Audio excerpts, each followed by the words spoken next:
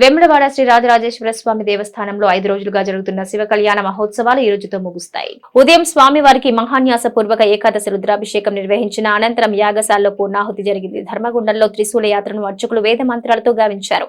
రాత్రి దేవాలయం చుట్టూ ఏకాదశి ఆవరణలతో పాటు ఏకాంత సేవతో శివ కళ్యాణ మహోత్సవాలు ముగుస్తాయి.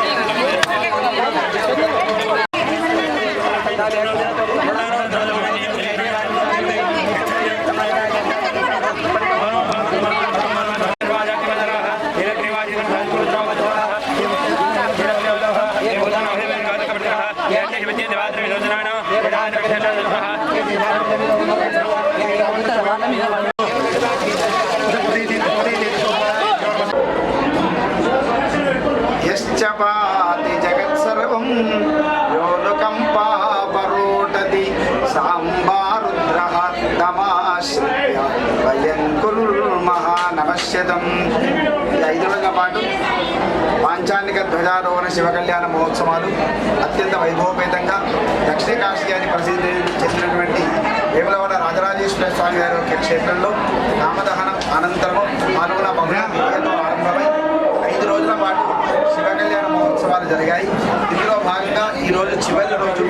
ఇందులో భాగంగా ఈరోజు స్వామివారి యొక్క యాగశాలలో ఇక్కడ పూర్ణావతి కార్యక్రమము, ఆ తర్వాత బలిగన్న కార్యక్రమము, పూర్ణావతి కార్యక్రమము, నాకబలి అనేటువంటి కార్యక్రమము, ఆ తర్వాత స్వామివారి యొక్క ఈశాన్యంలో ఉండేటువంటి ధర్మకుండంలో పుష్కర ఆ యొక్క త్రిశూల యాత్ర అంటారు. త్రిశూల యాత్ర అంటే స్వామివారితో సహా అక్కడ అవభృత స్నానం చేయడం అయిన తర్వాత సాయంకాల వేళ స్వామివారి యొక్క ప్రదోష పూజ అనంతరం 7 గంటలతో ఆరంభమై ఏకాదశ ఆవరణములు అంటే 11 ప్రదక్షిణముల యుక్తంగా సమస్త రాజోపచారములతో స్వామివారి యొక్క ఏకాంత సేవతోటి ఈ యొక్క కళ్యాణ మహోత్సవాలు ముగుస్తాయి.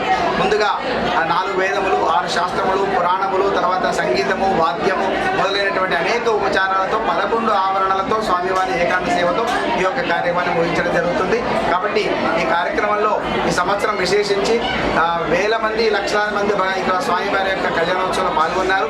భక్తులందరి సౌకర్యార్థం కూడా కళ్యాణ మహోత్సవాన్ని మనం వెలుపలి ప్రాంగణంలో ప్రత్యేకమైనటువంటి వేదికను ఏర్పాటు చేసుకొని చేయడం కూడా జరిగింది. కాబట్టి ఆ వచ్చి స్వామివారిని దర్శించినటువంటి భక్తులందరూ కూడా ఆ పార్వతీ రాజరాజేశ్వర స్వామి వారి యొక్క కృపా కటాక్షలు లభిస్తే సమస్త లోకం అంతా కూడా సుభిక్షంగా ఉండాలని ఓం స్వస్తి.